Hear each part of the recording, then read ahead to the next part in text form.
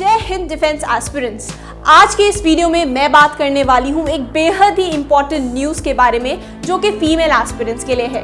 Female aspirants Indian army में permanent commission के तौर पे ज्वाइन कर सकते हैं। हाल ही में सुप्रीम कोर्ट ने ये वर्डिक्ट को पास किया और मिनिस्ट्री ऑफ डिफेंस ने भी इसको पास कर दिया है।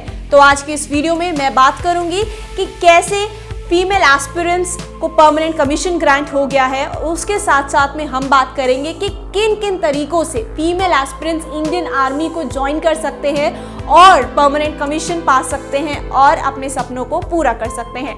आइए शुरू करते हैं हम आज का वीडियो।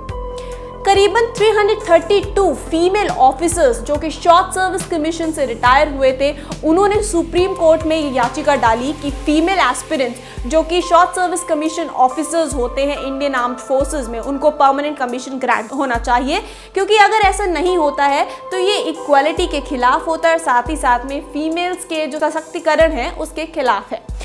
इसी याचिका को ध्यान में रखते हुए सुप्रीम कोर्ट ने ये पास किया कि फीमेल एस्पिरेंट्स को इंडियन आर्मी में परमानेंट कमीशन ग्रांट करना है। कल यानी 23 जुलाई को मिनिस्ट्री ऑफ डिफेंस की तरफ से फाइनली ये कंफर्म हो गया कि फीमेल्स जो इंडियन आर्म फोर्सेस ज्वाइन करना चाहते हैं एज जो शॉर्ट सर्विस कमीशन ऑफिसर्स थे, 10 स्ट्रीम्स के अंदर इंडियन आर्मी में उनको परमानेंट कमीशन ग्रांट किया जाएगा। आइए अब मैं बताती हूँ वो कौन सी 10 स्ट्रीम्स है जिसके अंदर शॉर्ट सर्विस कमीशन ऑफिसर्स को भी परमानेंट कमीशन मिल पाएगा। मैं आपको बता दूं कि यहाँ पे जो कॉम्बैट रोल्स है उसके अंदर परमानेंट कमीशन ग्रांट नहीं किया गया है। उसके अलावा जो 10 स्ट्रीम्स है वो कुछ इस प्रकार हैं। Number 1 is army air defence AAD, number 2 signals, number 3 engineers, number 4 army aviation, number 5 electronics and mechanical engineers, number 6 army service corps, number 7 army ordinance core, number 8 intelligence core, number 9 जज and advocate general, 10 army educational core. तो ये सभी 10 streams में short service commission officers को permanent commission grant किया जा सकता है। और साथ ही साथ में जो हमारे चीफ ऑफ इंडियन आर्मी हैं, दैट इज जनरल नरवणे, उन्होंने ये भी कहा कि इससे एक तो पारदर्शिता मिल जाएगी शॉर्ट सर्विस कमीशन ऑफिसर्स को परमानेंट कमीशन ग्रांट करने के लिए, साथ ही साथ में जो रूल्स मेल ऑफिसर्स के लिए फॉलो होते हैं to grant them permanent commission, वही सेम रूल्स जो फीमेल ऑफिसर्स हैं उनके लिए भी फॉलो होंगे जब उन्हें परमानेंट कमीशन ग्रांट करना होगा।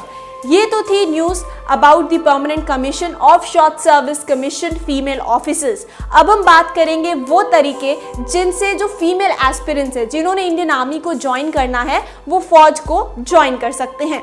देखिए स्टूडेंट्स, इंडियन आर्म्ड फोर्सेस को अगर फीमेल एस्पिरेंट्स ज्वाइन करना चाहते हैं तो उसके 4 मेथड्स होते हैं। एक होता है UPSC और तीसरे होते हैं स्पेशल एंट्रीज। तो अगर मैं UPSC की बात करूं, UPSC means union public service commission. ये हर साल एक एग्जाम कराता है जो कि साल में 2 बार होता है, which is known as CDSE, that is combined defence services examination. तो जो फीमेल एस्पिरेंट्स ज्वाइन करना चाहते हैं इंडियन आर्मी, वो CDSE का ये एग्जाम जो कि UPSC द्वारा कंडक्ट कराया जाता है उसे देकर ऑफिसर्स ट्रेनिंग एकेडमी चेन्नई को ज्वाइन करके अपनी ट्रेनिंग कंप्लीट करके ऑफिसर रैंक को हासिल कर सकते हैं।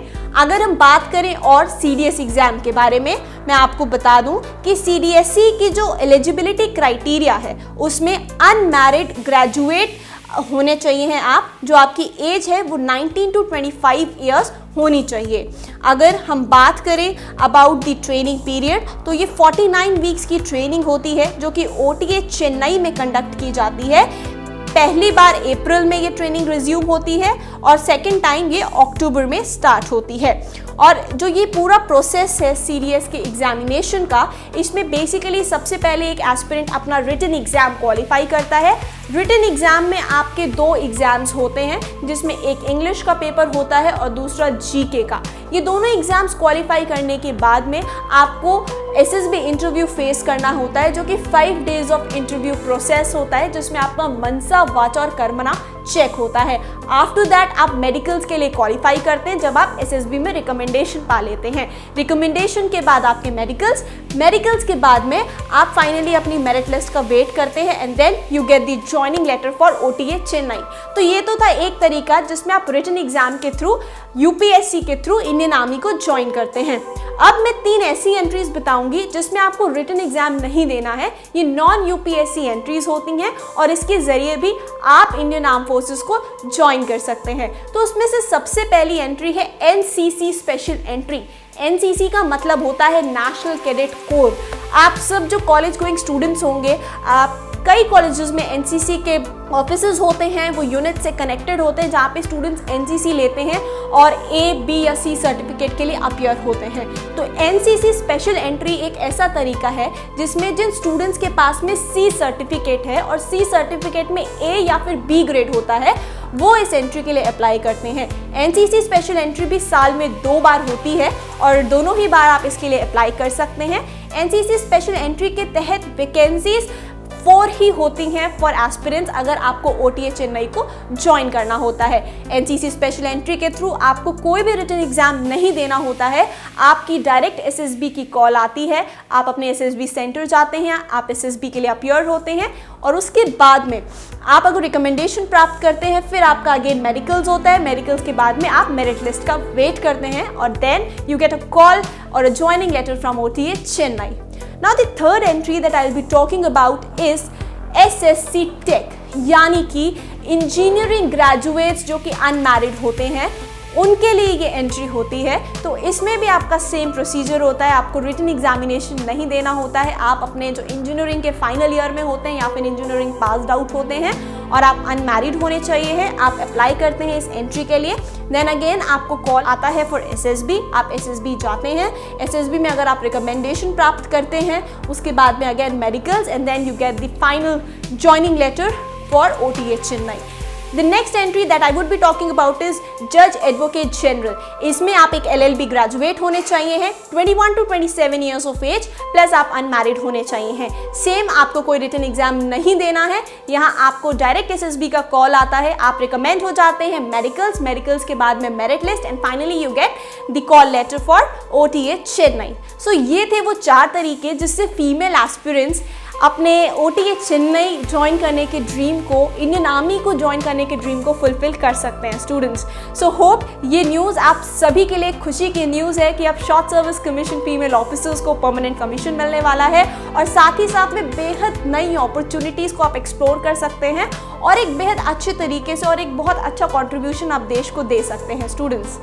अगर आप प्रिपेयर करना चाहते हैं फॉर सीडीएस एग्जामिनेशन या फिर अगर आपकी एसएसबीज अपकमिंग है, आप कांटेक्ट कर सकते हैं हमको हमारे नीचे दिए गए नंबर्स पे।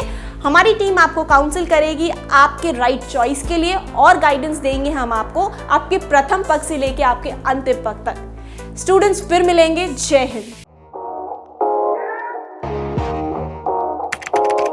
अगर आपने सेंचुरियन डिफेंस एकेडमी के YouTube चैनल को सब्सक्राइब नहीं किया है तो अभी सब्सक्राइब करें और बेल आइकन दबाएं ताकि लेटेस्ट नोटिफिकेशंस आपके पास में सबसे पहले पहुंचे।